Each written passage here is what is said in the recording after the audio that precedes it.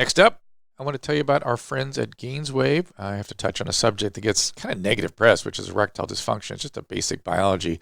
But some of the companies, the way they offer ED solutions, they talk about it in such a way that people are left ashamed or embarrassed. The fact is, as many as 30 million males are affected by some form of erectile dysfunction. 60% at 60, 50% at 50, 40% at 40, the way we think about it. It's biological. It's beyond their control. It's not psychological. And what's more devastating is that every case of erectile dysfunction really affects two people, the man and the partner, and that can affect the relationships. It can be quite damaging. And we all know about the pharmaceutical agents that are out there. They've been helping men for over 20 years, but sometimes these treatments are inadequate or give temporary solutions, or maybe people don't want to take the medication or the side effects. That is where GainsWave may be a great option. GainsWave is a breakthrough shockwave-based treatment that addresses what may be at the root cause of erectile dysfunction, namely a buildup of arterial microplaque in the arteries to the penis. This buildup can impede the flow necessary for proper functioning. GainsWave treatment uses sound waves to break up the microplaque and improve or restore blood flow entirely. It's a non-invasive, drug-free option that is truly promising. The procedure takes about 20 minutes. It's comfortable. Most men are able to enjoy benefits the same day. Best part is GainsWave users and clinicians report 75% success rate, which is truly impressive. If you think you or your partner could benefit from this treatment, I urge you to look into it. There are over 400 GainsWave providers in North America. To learn more, go to drdrew.com/wave. It's that simple. It's my website. Go now, drdrew.com/WAVE. Now back to the show. Hey, everybody. Welcome to This Life Podcast with me, Dr. Drew.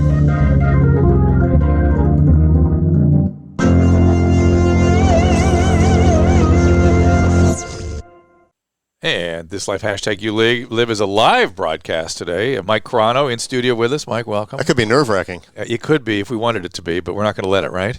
Well, it's up to the universe. Well, it's up to you. Today's episode, courtesy of GainsWave and Social CBD. Thanks go out to those guys. We appreciate their support and you guys supporting those products. Go to drdrew.com for all the details. Call number today to be a part of the show. We got a bunch of calls lined up, so I'm going to try to get to everybody. It is 636-334-3999. Again, 636-334-3999. And at the end of the show, we're going to have a special preview of a new show that is coming. In other words, at 1 o'clock, we're going to switch to this new show. Stick around for that. We'll give you all the links at drdrew.com. And also, is it drdrew.tv? Go to drdrew.tv for the details and sign up there. Is the new show alcohol and drug reviews? No, if you like it to be. Way? Whatever you like it to be, Mike. So, no, it's going to be a live call-in show, sort of like Loveline-esque. Okay. I'll just answer questions. And that's kind of what's happening today, and you're going to help me out with that. I hope so. Okay. So how you been? I've been pretty good. Yeah. How have you been? Busy. I was a crazy eagle I dancer. saw that. So, people were very surprised. I got texts from people going, you knew about this, right? And I was like, nope. Nobody knew about it. Susan knew about it, and that was about it. Yeah. How did you get the costume and stuff? Like, where did you go to try that on? It's in Glendale. There's a costume Secret factory. location? Secret location. Now, how does your voice come through that mask? There's a mesh here, and it's a very sensitive microphone. Okay. And weirdly, what I don't understand is why the mic wasn't hitting I hit the mesh all the time, and Mike did not pick that up. Oh, they may have fixed that in editing. Maybe. But was it difficult? The whole operation? Was it less nerve-wracking doing it with a costume on? It was different nerve-wracking. Yeah. Did you get to pick your costume? No. Well, sort of. They bring you in there and they say, give us... We got a slug costume. We got an eagle costume. They do, but they first go, give us some thought. Come on with some ideas. And I came in and I was thinking bald eagle because I wanted to keep the song sort of in American anthems and Frank Sinatra stuff. And I thought, bald eagle. And before I said anything, they said, we're thinking you should be the eagle. Isn't that weird? And I said, fine. But... So I learned all these songs. I had a vocal problem. I had to get retrained. I had a varice in my vocal cords and a hemorrhage in my cords. All my mid-range was just gone. So I was dealing with all this medical stuff. And then I put the costume on after I learned about 15 songs. And I was like, oh, God damn it. This is a rock and roll character. I have to start over. We have to do rock songs. Is it possible you were overthinking it? No, it was clear. In fact, the costume people were like, this is Jimi Hendrix. Do you understand? Okay. And then the producers are like, do you understand the character is an important part of this? I thought, I got it. We got to start over. Yeah, and so to your point about it, different nerve-wracking, you have a cloak of invisibility on, right? Yeah. So that's fun. And the character kind of pushes you. It kind of drives the whole thing. And that was intense. Where were your arms? Because I don't do that. It's nothing I'm familiar with or knew what I was doing or was comfortable with. It was just intense. Was what? Where were your arms? I had eagle. My wings were under my arms. But was it flexible and stuff? Oh yeah. It kind of had a weird hinge on it, so I could do this. And if you notice when I flap my ears, I kind of do this. So. Do you want to keep that costume? No, but one of the producers sat me down. Well, yes, one of the producers sat me down before my performance and goes, I spent so goddamn much money in this costume. You better stick around for a while. I was like, oh, no pressure. Because it would be cool to go trick-or-treating in that costume and see how many people recognized it. It would be cool. The costumes, I think, go on tour on their own, like around the world. Wow. And they're expensive. We are desperate for entertainment.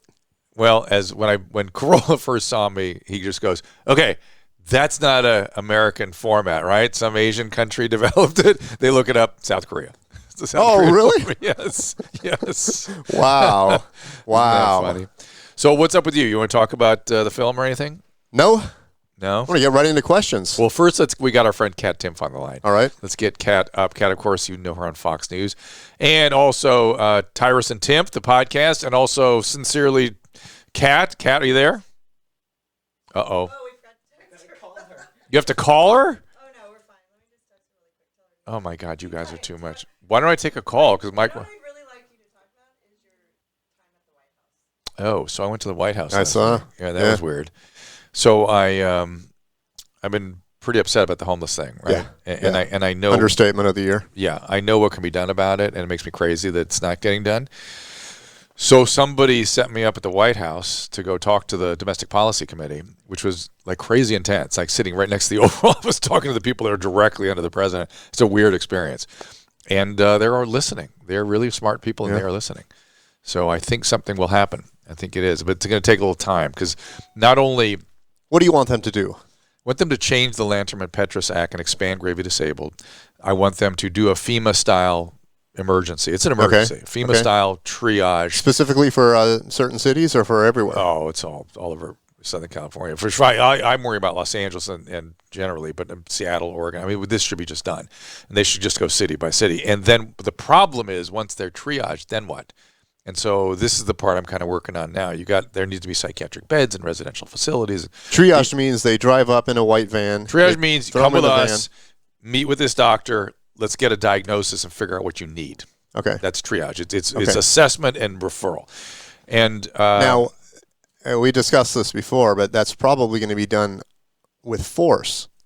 Yeah, like an emergency. Like if this is an emergency, you got to do this, and that's the way it goes. And you got to understand, people who are on the streets, the LA Times finally published an article last week that said, oh, we were wrong. 85% of the people on the streets have mental illness or addiction. Okay, what did they say before? 29%. Okay. And by the way, 85% conservative. That's conservative. It's more like 90, 95%. And people that have addiction, think about when you were using. Think about your insight into what was happening. Oh, yeah. No, it's all jumbled. Okay, it's all so chaos. that's what that. There right. is no logic. There's no insight. There's no logic. And I know I should be doing this, but this sounds better. Right. And so at a certain point, if you can't move along or you can't find a place to live, you can't handle your medical problems, we have to step in. That's okay. It. Every other country on earth does that, by the way. Every other country on earth does that. We've decided we don't take care of our sick people. So you have a condition when you're like that called anosognosia. It's the same thing you get from a stroke, where if you have a left-sided stroke, you can literally show the person their hand, it'll flop, and they'll go, I don't know what you're talking about. It blocks insight. Mental illness does the same thing. Blocks insight. Absolutely. So think now how you feel about that now. We've all done this, even with just drinking. Like midnight. Hey, who wants to drive to Vegas right now? Everybody. Well, that's just poor judgment. No, but I'm saying you're clouded. Yeah, you're clouded. Anosognosia literally blocks your ability to see what's going on. You could say I'm Jesus and I'm seeing angels and I'm hearing God talk to me and could be mutilating myself, and you go, hey, do you see what? Yeah. What? I'm talking to Jesus. Relax. They don't see it. It's a block, and that has to be dealt with. That every civilized nation on earth does that. We don't. And it's part of it's because of the Lanterman-Petrus Act. That needs to be expanded. We need to expand conservatorship.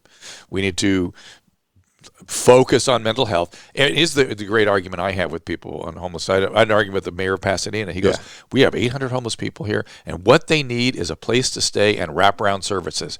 I said, Mayor, You're focusing on the place to stay. What about the wraparound services?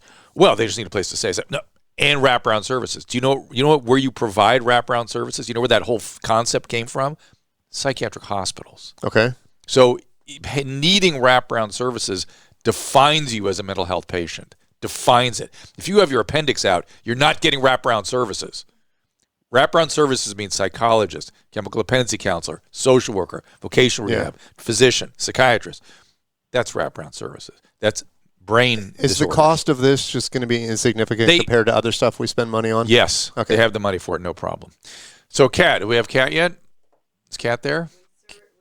Kat Timpf, are you there? Kat, I hear you. Hey. I hear you Kat. meowing. So here's Do you hear me? I hear you. You're loud and clear. Here's the craziness. So Kat calls me on Wednesday night. She goes, wait a minute. I just got a text. You were dancing around in an eagle costume? And I go, yeah. And she goes, no. Wait a minute. Tell me, were you dancing in an eagle costume? I said, yes. Yeah, you were. Well, I thought it made sense that it was an eagle because you are America's doctor.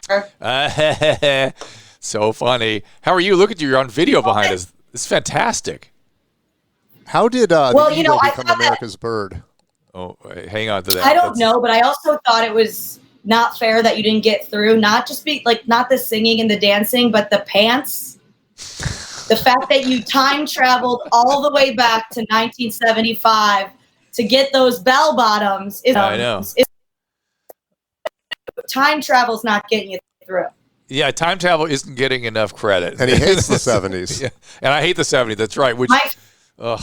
I wish I'd sung The Doors, something like that. That would have been really more interesting. You could have. Yeah, That's yeah. technically 60s, though. But Yeah. Did you get to pick your song? Kind of. That song I'd never heard before and did not pick it. The process of songs. Yeah, the process, and I've never sung anything rock before, so I had to retrain everything on that.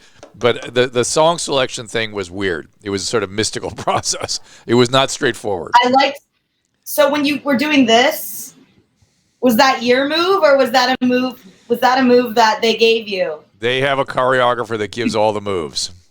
I love that because you look like you were like a cave. Here's a funny. When you did this. Yeah, no, it was all directed. But Kat, because you look like a caveman at the top of a mountain, like surveying a new bountiful land. Yeah. I watched it 3 times. Yeah. I watched it 3 times. Thank you, Kat. I appreciate that. What was I going to say? I had something actually. Choreography. Oh, the way that people guess who's in the costumes is positively bizarre. I mean, for instance, Jenny McCarthy thought it was Adam Carolla or Howard Stern. What were the hints? Radio, and listening, and that kind of stuff. But 2 people that will never do that show are those 2 guys. Yeah. Ever. Yeah. Then my dancer. I can't imagine Howard Stern doing that. But check this out. This cracked me up completely. My dancers, I was sort of one of the favorites of the support staff. Okay. And my dancers thought I was Barack Obama. I swear to God. I swear to God. They have such high expectations. So, isn't that funny? And I have not spoken to anybody. What? I know that you're an addiction specialist. Yeah. So I just wanted to ask you, as I was watching it, I had an idea maybe for people. If you ever have someone come to you and they're just like super addicted to like peyote, just have them watch that video because it's probably the same. No, that's how it felt. It was super psychedelic. It was peyote making a comeback. No, it's in Kat's mind. I think maybe I just did a ton of peyote. I'm not even sure what peyote is, to be honest with you.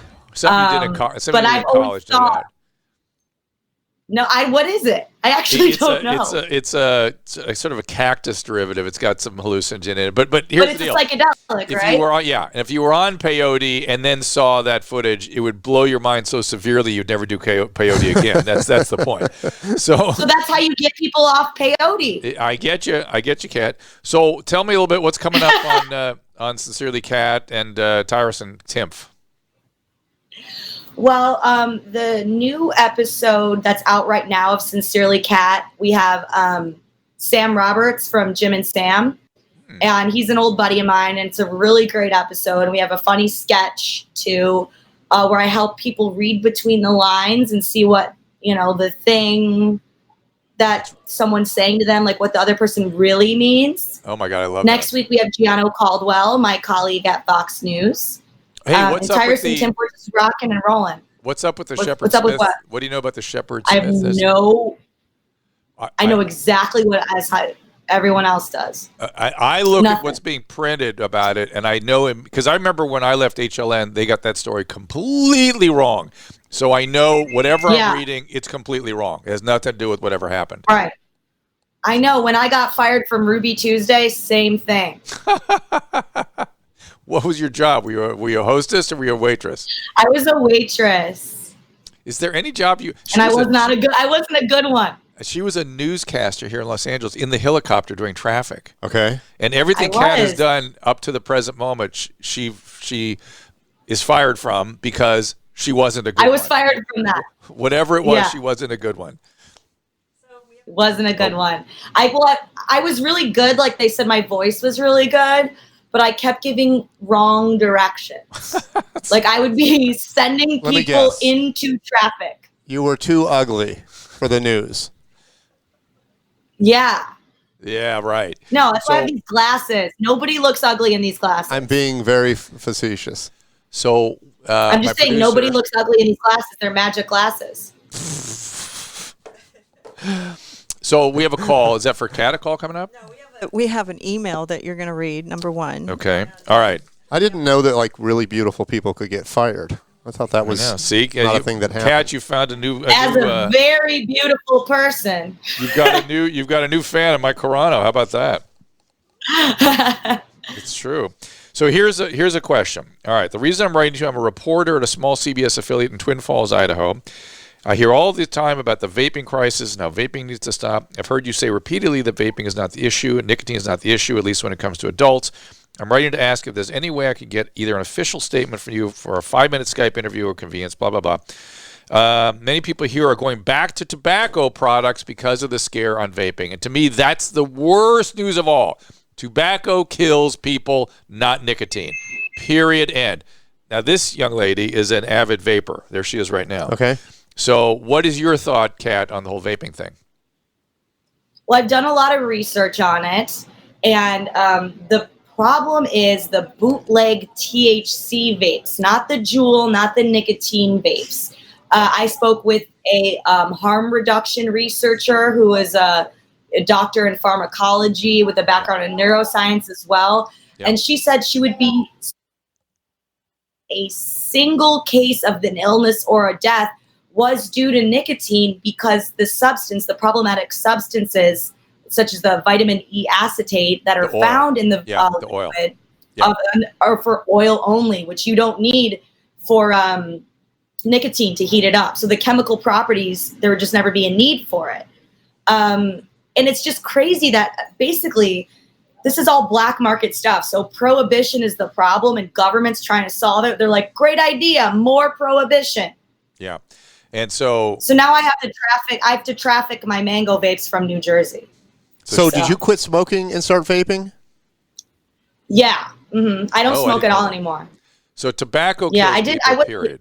And in every study I've ever read, vaping is the superior product for stopping tobacco use. Okay.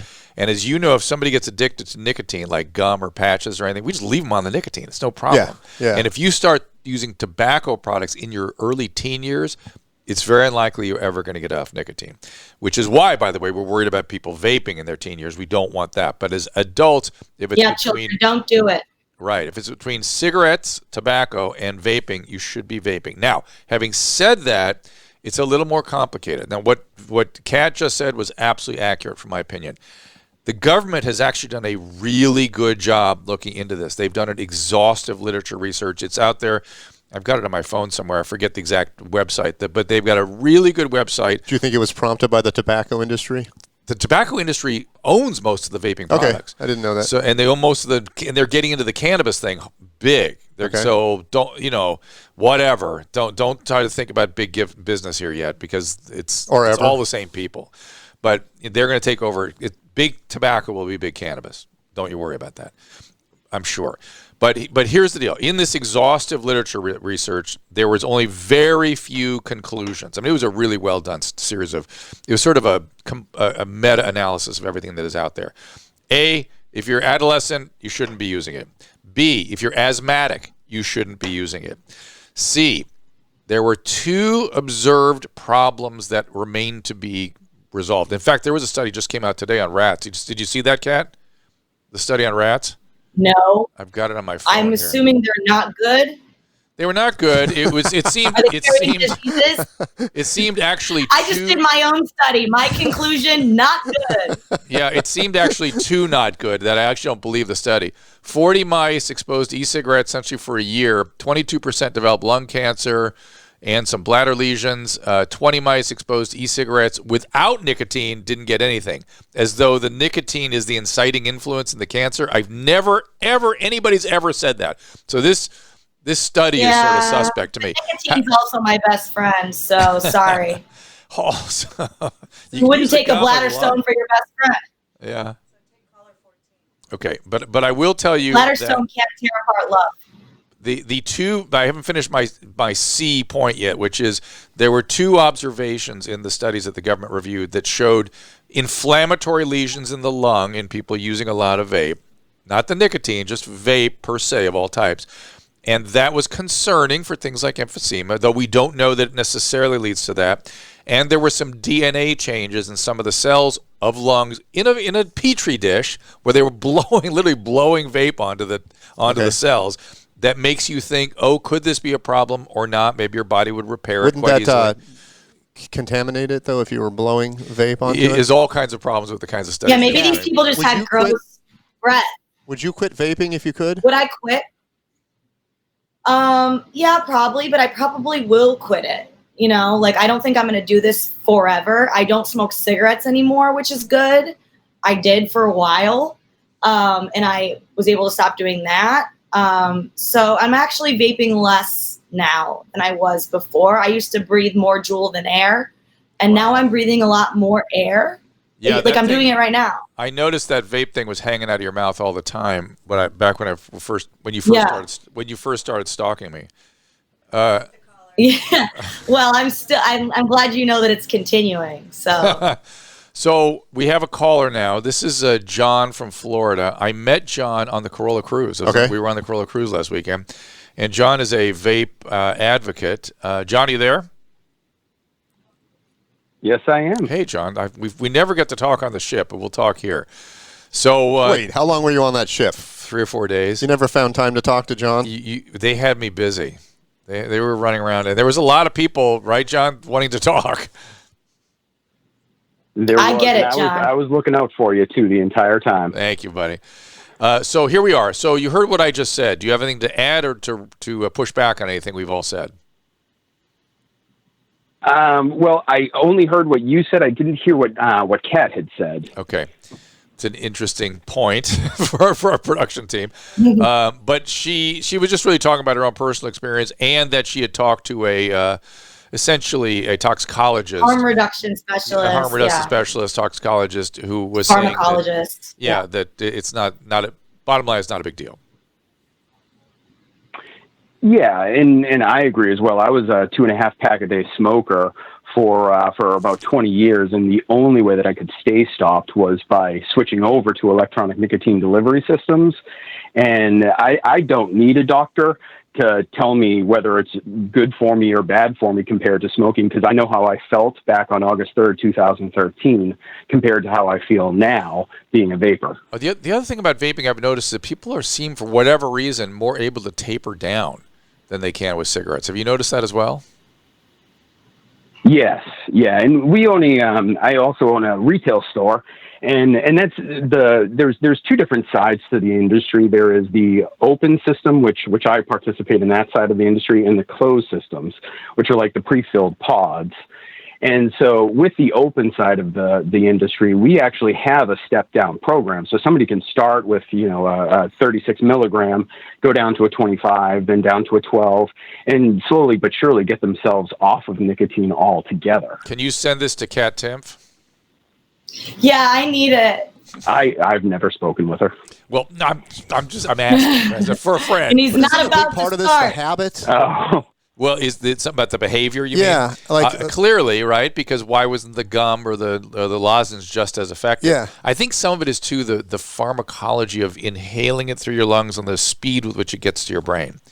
You know what I mean? Because when you have the entire surface area of your lung, it's one pass to your brain, and the lozenge has to goes through your liver and Your goes blood. through goes through your blood, and it's something to do with all of the above. So, what's going to happen, John, to vaping in the current environment? What do you think? Well, if nothing changes with the current regulatory framework from the FDA, all of the small to medium manufacturers are actually going to get forced out of the industry come May 2020 because of the pre-market tobacco application process. And so they're treating us like big tobacco. And so all of us small manufacturers need big tobacco money in order to go through the process, which is just physically impossible. Wow. I'm looking at a quote from a professor at UC San Francisco. It says, people have been vaping for a long time, and we haven't had a problem. It seems to be relatively safe, and that solvent that and the solvent that dissolves them. The question now is when you start messing with the process, what are you adding to it? So in other words, the process, the simple open process that you're talking about seems safe. Would that be accurate? Oh, yes. Yes. And then I think this article is about vaping of CBDs. You have any opinion about that? I don't have any opinion when it comes to the CBD. The current lung issues that are happening. It's clear that that's from black market THC cartridges. Right. So and that has nothing to do with our industry. Right. So from my perspective, Kat, do you know of any nicotine-related incidents that have been reported and have been clearly related to the? Yeah, I don't either.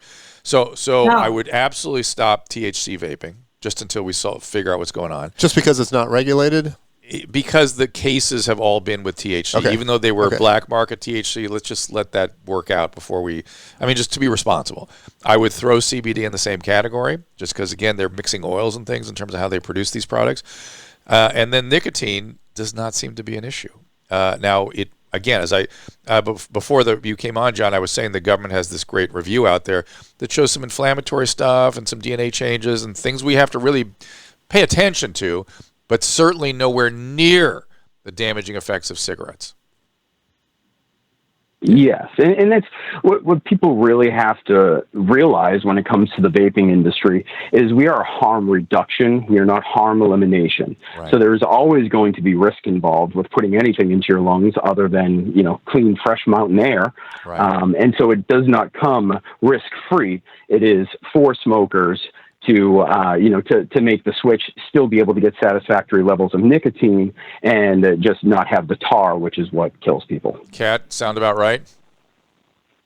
I concur. Would you like the reduced sort of methodology, the reducing? Yeah, I should. I had to get a dental procedure done a couple months ago now, and I couldn't vape for 24 hours. Uh-oh. And I strapped 5 nicotine patches onto my body, and I didn't feel a thing. Oh, that's interesting. That's really interesting. So All I'm right. quite addicted physically. I'm going to say goodbye to John. John, thank you. It was great to talk to you. Thanks for being on that cruise. Oh, thank you so much. All right, buddy. There we go. There goes John. And then, Kat, I'm going to let you go, too. Tell us where we can find you. Greg Gutfeld show tonight, Fox News, 10 p.m. Sincerely Kat on Fox Nation. New episodes every Thursday. And then Tyrus and Timpf podcast, new episodes on foxnewspodcast.com every Friday. Thank you for joining us. I didn't know every had an A in it. Every day. Nice to meet you, Kat. Every. You Bye, too. Kat. Bye-bye. Bye-bye. Mike, any place you want to promote? Anything you want to promote before we go to break? No. Okay, we'll take a little break. I'm here just to take calls, man. It's Mike Carano. I'm Dr. We'll take a little break. Be right back. All right, keep your head on. Keep going. Okay, we have people who want to talk. We're going to go ahead and... Oh, we're staying alive? Okay, we're going back to the lines now. This is... I know I'm not supposed to say no when you ask me if I have anything to promote, but No, that's it's always bad fine. etiquette. I'm not like Corolla who freaks out when somebody says no. No is a appropriate response. Oh my goodness, we have so many calls here. Hang on. What does nicotine do to your body? Oh my gosh, Christy, I want to talk to her. Look at this. I hope this is accurate. Christy, you there? Yes. Hi, Dr. Drew. How are you? I don't know if you remember me. I'm doing wonderful. Fantastic. And I just want to tell you, you, almost 14 years ago, you saved my life. And October 25th, I will have 14 years. Oh, my God. Congratulations. Because of you helping me.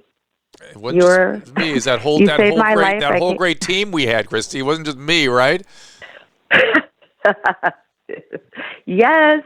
Yeah. And I remember I came in there and I was out for 3 days. I had had a stroke and I woke up and you and Bob Forrest were sitting in front of me and you asked me why. You said, "Why do you want to be here?" And I said, "Because I don't want to die."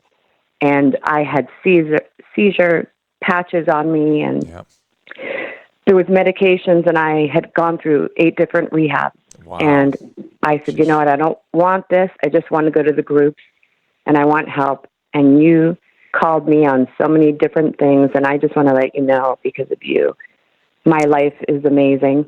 I have a 7-year-old little boy and I listen to everything you say and I still hear the things you told me. And I am so grateful and I just want you to know that. Thank you, Christy. I appreciate that. That's pretty groovy. It's very groovy. What was your drug of choice?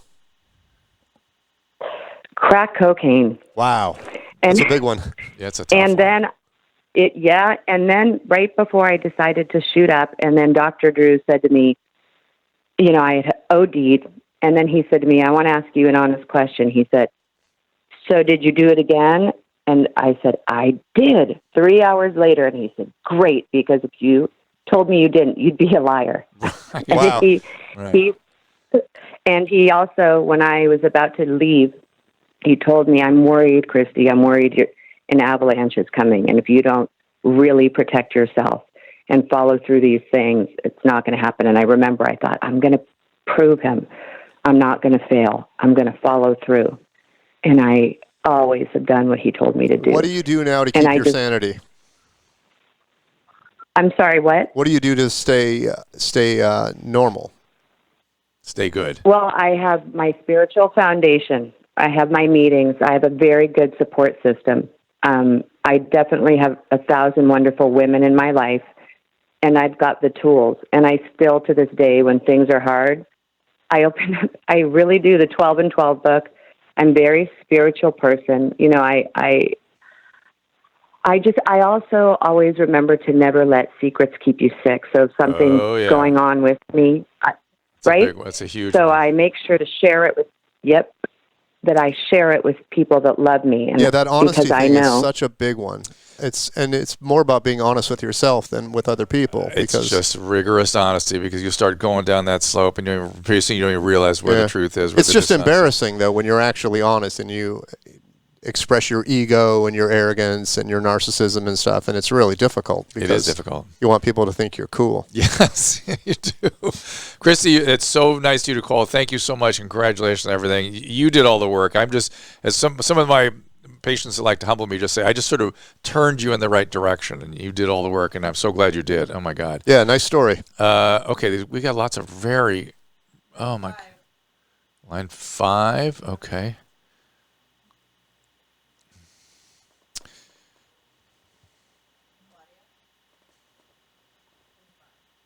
Claudia? Hi, Drew. Thanks there. for taking my call. You bet. What's going on? So, Dr. Drew, I hope you receive what I'm saying, because I have thousands of pain patients that are tuning in. Yes, I'm right here. Can you hear me? I do. Hi, Drew. So I'm calling on behalf of pain patients who can no longer access opioid therapy. The pendulum is swung, and we are in such a dire situation that we now have a suicide list. And if you're a doctor who's willing to prescribe opioids, you have a target on your back. And if you're a patient who's fortunate, it depends. It depends on the state. Hear me and receive me with compassion. Hang on, Claudia. It depends on the state. It depends on the state. Some states are more. It's easier to give patients opiates than other states. Some states have gone really overboard. No, that's not true because I actually had to get legislation imposed in Rhode Island. But the grave situation here is I'm advocating for people with cancer who can no longer access opioids because doctors It's crazy. are fearful to prescribe. That's crazy. And here's the really, I think this is probably the cruelest form that's been brought to the pain community. These people have been forced to choose between benzodiazepines or pain medication because we do know the lion's share of overdoses had both. Yep. But in 2019, all overdoses had one thing in common, illicit fentanyl. And that's the culprit that our government does not want to give attention to. But people with pain have been deleted from this country.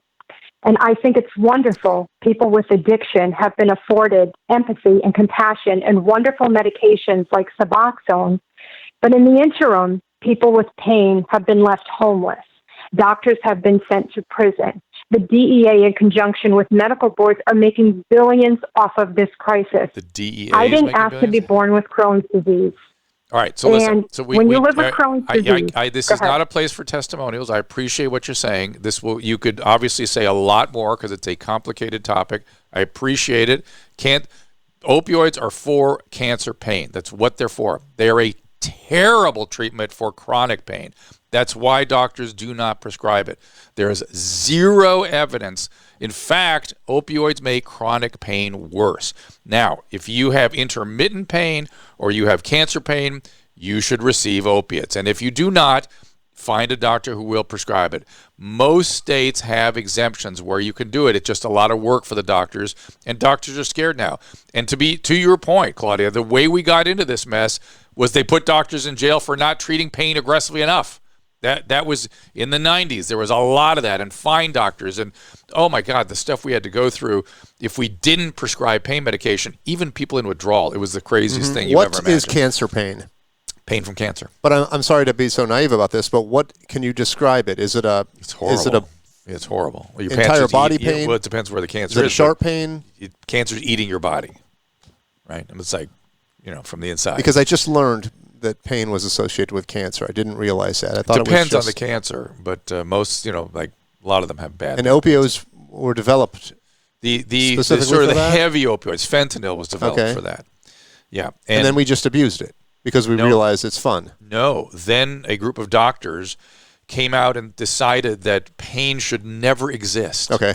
And then the Veterans Administration, the Joint Commission on Hospital Accreditation, and the various state medical societies adopted that philosophy that became a theology. And pain became the fifth vital sign, as important as your pulse. And if we didn't treat it, we were fined or sent to jail. And then the drug companies, of course, loved this and pushed it further. When you say opioids make pain worse, opioids make chronic pain worse. do you mean the pain receptors won't? Causes hyperalgesia, so the part of the brain called the insular cortex starts perceiving the pain as much more intense. So so the misery of pain goes through the roof. So you need more drugs. So you need more, which only makes it worse. It causes back pain and headache from chronic withdrawal. So everybody on opiates has back pain. And then you just escalate this process. Is that a real pain or is that psychosomatic? It's all real. All pain is real. But the back pain and the headache I'm talking about. It's withdrawal pain. Okay. It's all real. But opioids clearly are not the treatment for chronic pain. Every scientific study done has shown that clearly. If you have cancer pain, if you have intermittent pain, and you're not getting opiates, that's just cruel. That's cruel. And the fact that state medical societies or states are getting in the way of that is just anathema. Can marijuana alleviate cancer pain? Yeah, it can help it. Yeah. Just help? It can't make it go away? Maybe for some people. It's not something we think of as good. Cancer pain is really rough. It's very difficult to treat. And it never really goes away. This is interesting. Alex is a medical student. Alex, you're a medical student? Yes, I am. I just started at University of South Florida. Congratulations. Your first year? Yeah, that's right. And you wanted to ask about this reality show I was working on? Yeah, so you mentioned it before, and I haven't heard you talk about it in a long time, so I was wondering if that's actually in the works. I'd love to see that kind of show. Yeah, it's funny. It was Fox was interested in it and then dropped it, and then it sort of went nowhere. Somebody called me yesterday to sort of resurrect it, strangely enough. And it's sort of a reality version of House. And one of the things I'd complained about is that I don't think students are. I don't think they're beat up enough. I think medical students, you have to be beat up a lot to make So the that's a patient. change from when you went to medical school? Because from what I hear from you, it was 24/7. Yeah. And now they have set hours. Well, obviously he's watching TV. What do you mean? Shouldn't Because have he's time to here. watch television. He's a first-year student. First year, second year is a whole different story, and that's actually a lot of fun, Alex. Enjoy it while you still can. But I'm trying to. Yeah, when you hit the wards, that's it. Your life is not your own anymore, and it stays that way for many years. And I just don't think. I just think that it's a little too civil. And I got beat up. I beat other people up, and it was the way we, got people to really. You don't. There's no room for any sort of contemplation. Well, I want to say a word like error. It's like we're going to hand these young people prescriptions pads and scalpels at the end of the training, and there can be no possibility of somebody not measuring up. I mean, everybody has to. Do you mean under up. pressure, or do you mean just under pressure in terms of prioritizing the patient, in terms of how does that rigorous schedule training their mind to think these things through, and how does that being overwhelmed through medical school translate into goodness when you get into a private practice? You can always prioritize the patient over everything else in your life. Okay. And that piece particularly seems to be missed right now. Okay. And you can think through in a disciplined way, no matter how tired you are, no matter how angry you are, no matter what the staff is telling you or doing to you. And that is something you can learn. You can train your brain to have that sort of You can train it. path. You can train. I was not that way at first. I was trained into it. And so I know. It seems unnatural. It's unnatural. So, Alex, that was my little philosophy on it. But you get in there in third year, you go back and tell me how it's going. Okay? Yeah, will do. Yeah. All right, man. Thanks for the call. You're not going to throw him you're not going to make any money unless you go into plastic surgery line? No. I want the young physicians to be in medicine for medicine. This is also a really interesting call here. Okay, here we go. Mike, you can help with this. Paul, you there? I'm here. Hi, Paul. What's going on? Well, I really need some advice. My wife has a drinking problem. I'm sorry? Yep, I'm here. That was the dog. Yeah. He wants in. Okay. My wife has a drinking problem. She refuses to do anything about it. I feel like I'm ready to end this relationship, but we have a 6-year-old daughter, so I'm not sure what the best course of action is. Yeah, it's very, very challenging. Mike, you want to? I got to say, I've seen this many times with friends, and there is no way to deal with it except for ending the relationship as far as I've seen, because for her to quit drinking, she's got to want to quit drinking. Right. If she doesn't want to quit drinking, there's nothing you can really do about it. Right, and cumulative loss is typically what gets people to change. Yeah, now, but I also think it's really important that you maintain the relationship with her since you have the tie and the daughter, because eventually she might, maybe 5 years, maybe 10 years, and you don't want to disrupt the kid with your just cutting them out of your life. You might want to be married in sort of name only and just be there for the child. That's a possibility. But here's something you have to do. If you're going to Uber account. No, yeah, for her. But if you're going to maintain this relationship, you've got to go to a program called Al-Anon. You have to go. You have to get a sponsor. Okay. You have to do it. And you're there. Being there might motivate her to get sober. It might. Sometimes it does. But it will change how you dance with her condition. You get it? Okay. Yeah, I've already. Yeah, I've tried to take a step back. I was still picking up alcohol for her at the store. I don't do that anymore. No. But you need to go to Al-Anon to have some support. Like, you ever seen the Little Shop of Horrors? You ever seen? Yeah. So the plant, the Audrey 2, that's a perfect model for alcoholism and addiction. If you go near the plant, you're in the plant, right? Yeah. That's exactly right. It's an interpersonal disease. It plays on everything. It plays on all the strengths of the individual that has it. It plays on the relationship that are around it. And so you go in the plant unless you have somebody pulling you out, and that's what Al-Anon is. So you have to have that. if you're going to be around, if you're going to be around her, or you can just leave. I mean, you can just do that. But it seems sad. I hate to think for your daughter. It's terribly sad, and there's nothing. That's my biggest concern is my daughter's stability. Sure, and her and your wife, she might get sober one day too. And so it's really how are you going to manage this? And you can also get a therapist that could be helpful too. It's about taking care of yourself at this point, not focusing on her because she's going to do what she does. Is that about right? Absolutely. I'm sorry to say it like that, but you can't, especially if he starts to build resentment and starts to be mean to her because she's drinking. That's just going to make it worse. Oh my goodness, we have so many great questions here. I'm sorry. Okay. How many lines do you guys have? Holy moly! I know, it's really extraordinary. And by the way, we appreciate you guys calling in. It's just really overwhelming. And okay,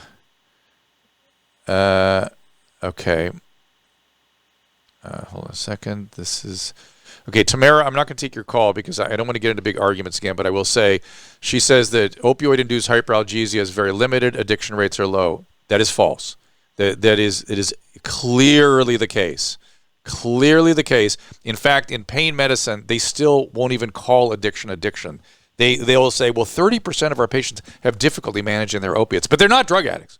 It's like, listen, the research out there is exquisitely clear.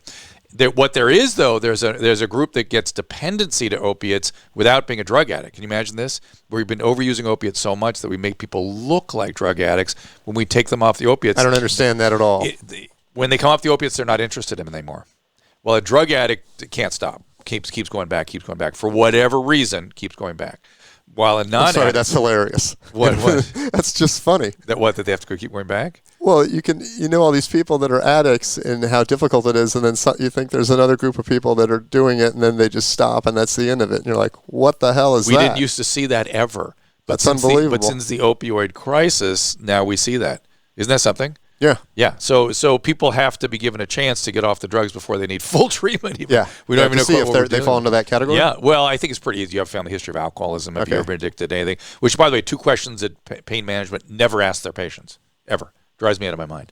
So, no, whatever new study you've seen. I know you've talked about this ad nauseum, but family history will say a lot.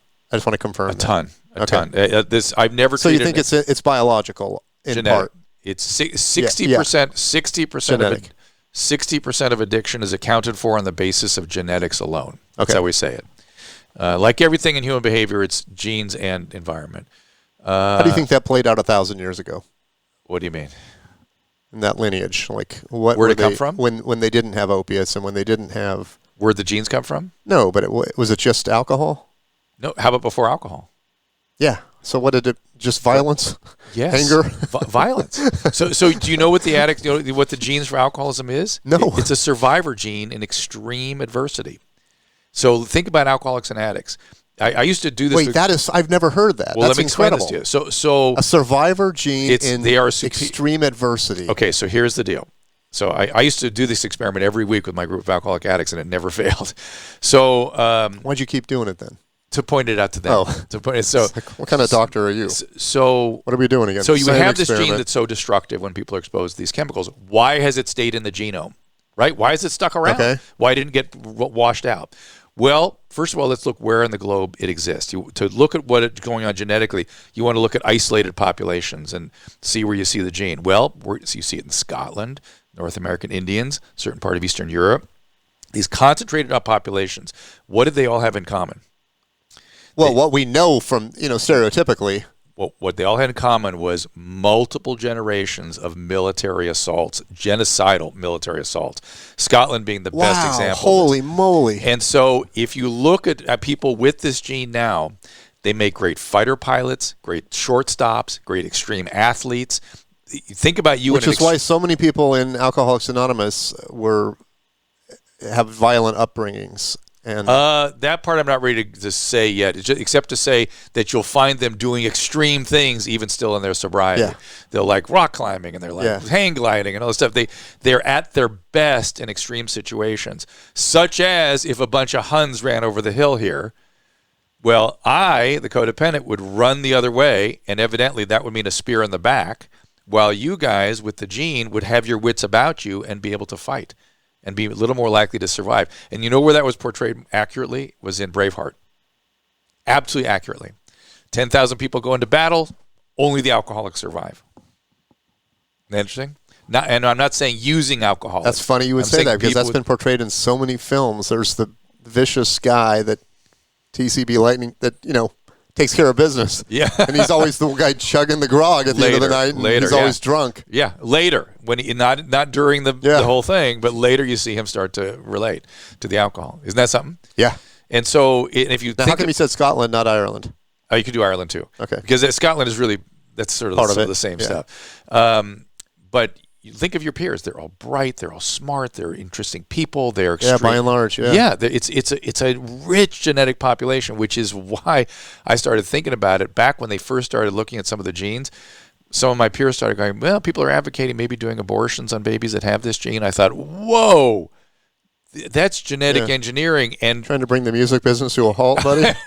And you're taking my patients away from the human genome. That's a major loss. So anyway, there we go. That's my little story about that. I've never heard that. That's that was. I can't that believe was we've very been friends all interesting. this time, and I've never told you my little theory about that. This is Drew in Texas. Drew, what's going on? Hey, Dr. Drew. Hey, man, how's your day going? It's going pretty good. We're just doing this good. Hey. live show. Hey. I had a question for you all. I heard you mention this on Dr. Drew After Dark last week. So I'm 32 years old, and I was recently treated for genital warts. And I was wondering if somebody like me would benefit from the HPV vaccine. Are you single? I'm sorry? Are you single? Yes, sir. Yeah, I would do it, dude. Yes. They've extended it all the way into the 40s, and I think like 46. And I mean, just because you have one strain of the virus doesn't mean you couldn't get exposed to some of the other ones that could be associated with the cancers. And as you know, head and neck cancer is on the rise, anal cancer is on the rise, penile cancer is on the rise, and it's all HPV related. All head and neck stuff, bad. Correct. Should I get that shot? I would. You're maybe a little, how old are you? Okay, don't tell me. 32. Yeah. 53. Yeah, get it, Drew. No, for sure. You might find doctors that would give it to you outside of that 46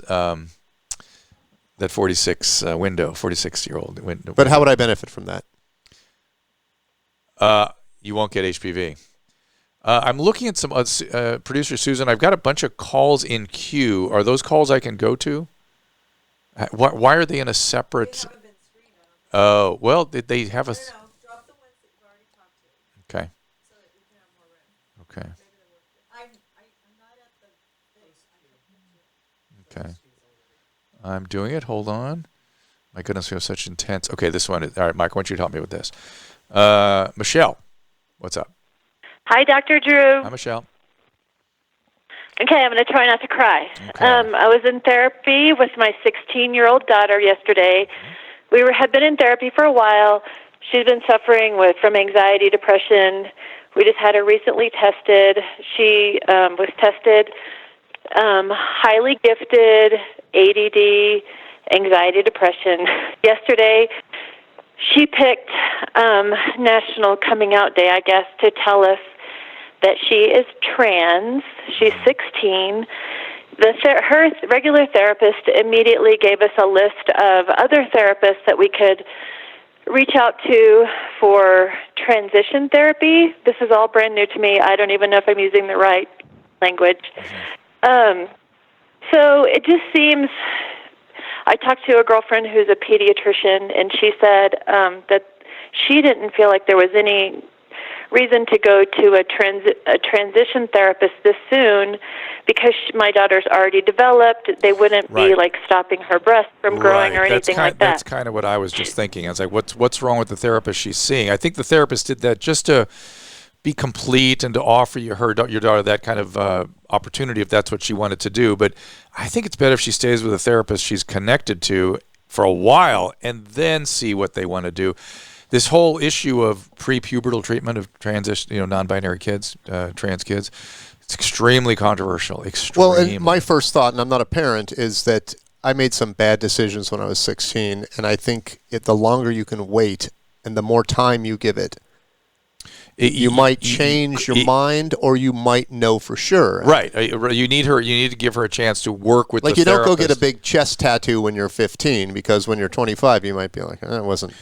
Or you might then go, finally, I'm going to get that chest tattoo when you're 25. Yeah. And that's all good. That's neither way. We're not saying either way is the way she should go. We're saying that there's no hurry at this point. There is hurry when they're younger, because the kids are a lot better if they're treated pre-puberty. When you know for sure. When you know for sure. Okay, but that's really, really hard and really, really controversial. I've known some male to female trans children, or adult now, who really benefited from I wonder, I just don't know how do you select those kids. Is there an advantage to this, where you live as a boy or a girl for 14, 15 years, and then you transition?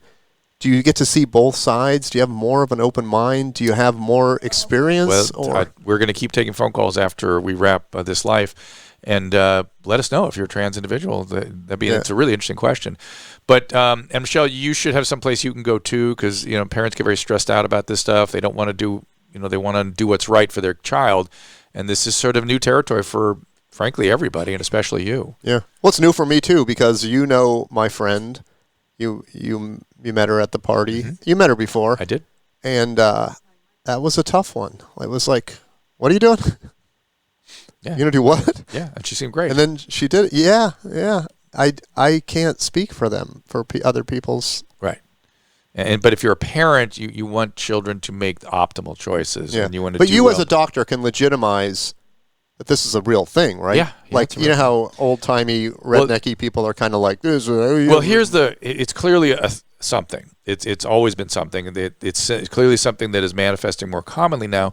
The question is, and this is kind of a weird philosophical question. We only have I'm not going to drop this question at the end, except to say that it's hard to know who we should select for what kinds of treatment. That's the bottom line. We don't really know enough, I don't think. I think people will take issue with the "we select" comment, because it seems... We as clinicians. Do you approve? No. How do we select a person for a surgery? How do we select a person for pubertal treatment? How do we select a person for trans therapy, like Michelle's daughter? How do we select a person for just individual psychotherapy, like her daughter? It's an evolving clinical science still. And it is something new, and it is something that clearly is an improvement. In terms of allowing people to be who they really want to be. And imagine the kind of turmoil you would be in if you were 60 and you felt like you were the wrong gender. Right. So, Michelle, thank you for calling. I hope that helps a little bit. Does it? Thank you. I think, I'm just going to help her walk the walk right now, but we're not going to. But stay with that therapist. Stay with that therapist for a little time, just to give it time with somebody she's connected with, and really have her sorted out with that individual that knows her before you go for any kind of specialized care. Again, no hurry. I agree with your pediatrician. But what's going on in her head? How is she dealing with this? Because that's traumatic to have that laid on you in a therapy session. I know, and I just said she needs to have her own therapist. Yeah. Too, but we got to wrap this thing up. We are going to continue with calls, but this wraps up this live, Mike. Thank you for joining us. It was fun. Thank you for having me. It was really good. I hope I contributed somehow. But you did. You really did, actually. All right. Thank you for being here, and we'll see you next time. Hey, Dr. Drew here, and this is just a reminder that the discussions here are not a substitute for medical care or medical evaluation. This is purely for entertainment and education. We hope you learned something, but see your doctor, get proper medical care.